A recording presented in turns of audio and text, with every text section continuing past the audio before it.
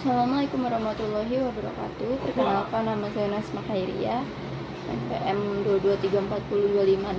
2234025160074, jurusan Manajemen Prodi Ekonomi dan Bisnis.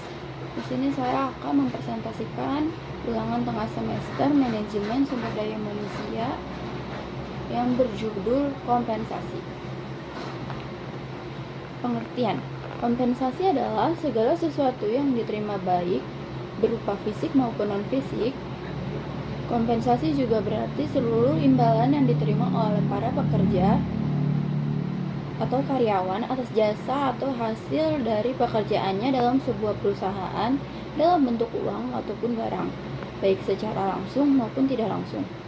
Tujuan kompensasi yang pertama itu mendapatkan karyawan yang kompeten untuk perusahaan dengan memberikan kompensasi yang tepat. Yang kedua itu mengendalikan biaya dalam proses perekrutan, di mana perusahaan bisa mempertahankan karyawan dalam jangka waktu yang lama. Yang ketiga itu dengan kompensasi yang sesuai dan transparan, karyawan dapat mempertimbangkan loyalitas dan kinerjanya untuk perusahaan.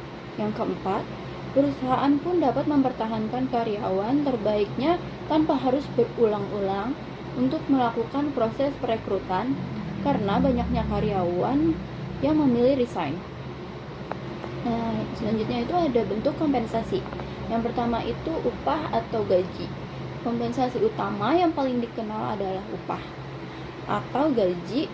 Kinerja karyawan dibayar langsung dalam bentuk uang yang disesuaikan secara berkala. Yang kedua itu ada insentif.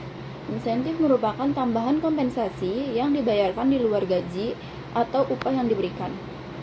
Yang ketiga itu ada tunjangan.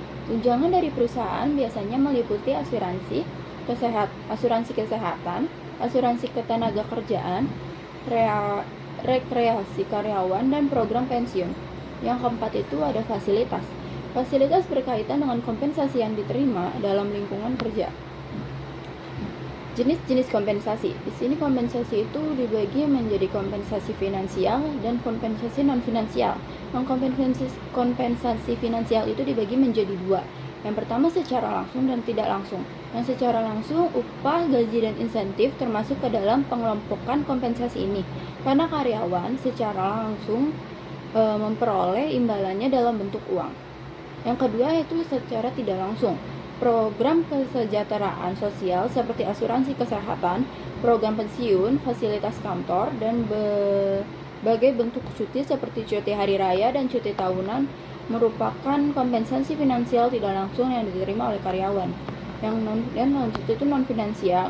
Secara sederhana, kompensasi ini sama sekali tidak berkaitan dengan dana yang harus dikeluarkan perusahaan, tetapi lebih cenderungnya ke dalam ranah psikologis, terutama dengan kepuasan kepekerjaan. Dampak kompensasi itu terhadap kinerja karyawan umumnya positif, karena dapat yang pertama itu menjaga komitmen karyawan terhadap perusahaan, yang kedua itu menurunkan tingkat turnover, yang ketiga meningkatkan loyalitas karyawan, yang keempat memacu karyawan untuk bekerja lebih baik agar dapat kompensasi lebih, yang kelima membutuhkan karyawan sesuai karakter yang mereka bisa. Faktor yang mempengaruhi pemberian kompensasi itu yang pertama harga pekerjaan, yang kedua sistem kompensasi, yang ketiga peraturan pemerintah, yang keempat biaya hidup, yang kelima kemampuan perusahaan, yang keenam tuntutan dari serikat buruh. Sekian presentasi yang dapat saya jelaskan, kurang lebihnya mohon maaf. Wassalamualaikum warahmatullahi wabarakatuh.